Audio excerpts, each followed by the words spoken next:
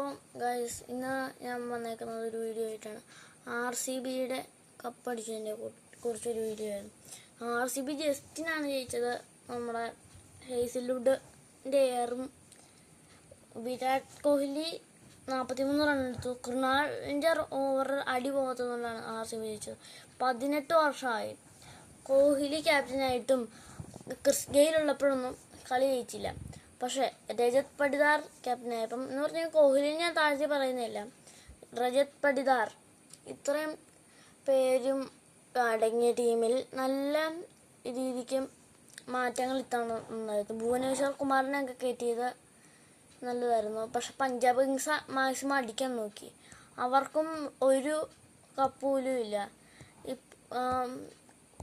Last ആയപ്പം ഇപ്പോഴാണ് Punjab Kings 2015 ശേഷം ഒരു ഫൈനൽ കളിക്കുന്നത്. ഫൈനലാണോ പ്ലേ ഓഫ് ആണോ അറിഞ്ഞൂടാ, അത് കളിക്കുന്നത്. നമ്മുടെ IPL ട്രോഫിക്ക് ആദ്യമായിട്ടാണ് ചിന്നസ്വാമി സ്റ്റേഡിയത്തിൽ ആഘോഷം വന്നു. 11 പേര് മരിക്കുകയും ചെയ്തു. വളരെ സങ്കടകരമായ വാർത്ത അതായിരുന്നു.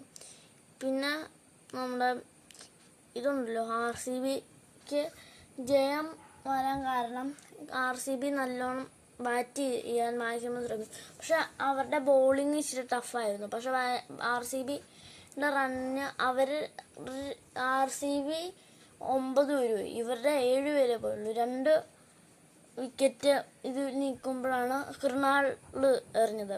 അന്നേരം ഫിൽ സാൾട്ടിൻ്റെ ക്യാച്ച്, ഇതൊക്കെ നല്ല രീതിക്ക് മാറ്റങ്ങൾ RCBക്ക് വരുത്താൻ ആയിരുന്നു. അപ്പം അതുപോലെ തന്നെ കേരള ബ്ലാസ്റ്റേഴ്സിനും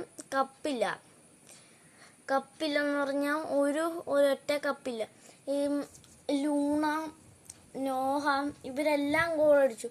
അടുത്ത 2026 ISL ട്രോഫി കേരള അടിക്കണം, ഉറപ്പിച്ചു പറയുക. ഇത്തവണത്തെ IPL ട്രോഫി RCB അടിച്ചതുപോലെ കേരള അടുത്ത തവണ നമ്മുടെ ഈ ISL ട്രോഫി അടിച്ചിരിക്കും. ഇത്തവണ ഞാൻ ബെറ്റൊക്കെ വെച്ചായിരുന്നു എൻ്റെ ഒരു കൂട്ടുകാരൻ്റെ അടുത്ത് ബെറ്റ് വെച്ചിട്ട്, ഇല്ലെങ്കിൽ ഞാൻ മുട്ടയടിക്കും എന്നൊക്കെ പറഞ്ഞു. പക്ഷെ എനിക്ക് മുട്ടയടിക്കേണ്ടി വന്നില്ല, അവനും മുട്ടയൊന്നും അടിച്ചില്ല. ഞാൻ RCBക്ക് കടുത്ത ആരാധകനായിരുന്നു. RCB ആദ്യം കപ്പിൽ മുത്തം വയ്ക്കുന്നത് വരെ ഞാൻ IPL കാണാൻ തുടങ്ങിയത് എനിക്കൊരു 6 വയസ്സുള്ളപ്പോൾ തൊട്ടാണ്. അന്നേരം നല്ല രീതിക്ക് ഞാൻ അന്നേരമൊക്കെ ക്രിക്കറ്റ് കളിക്കുമായിരുന്നു. അന്നേരം തന്നെ എനിക്ക് ആദ്യമായിട്ടൊരു ബാറ്റ് വാങ്ങിയത് പ്ലാസ്റ്റിക്കിന്. ഇപ്പം ഞാൻ മരത്തിൻ്റെ ബാറ്റും വെച്ചൊക്കെ കളിക്കാറുണ്ട്. അപ്പം ഇന്നത്തെ വീഡിയോ ഇവിടെ കൊണ്ട് അവസാനിപ്പിക്കുന്നു. ഇഷ്ടപ്പെടുവാണെങ്കിൽ ലൈക്ക് അടിക്കാൻ മറക്കണ്ട. അപ്പം ഇനി വേറൊരു വീഡിയോയിൽ കാണാം. ടാറ്റ.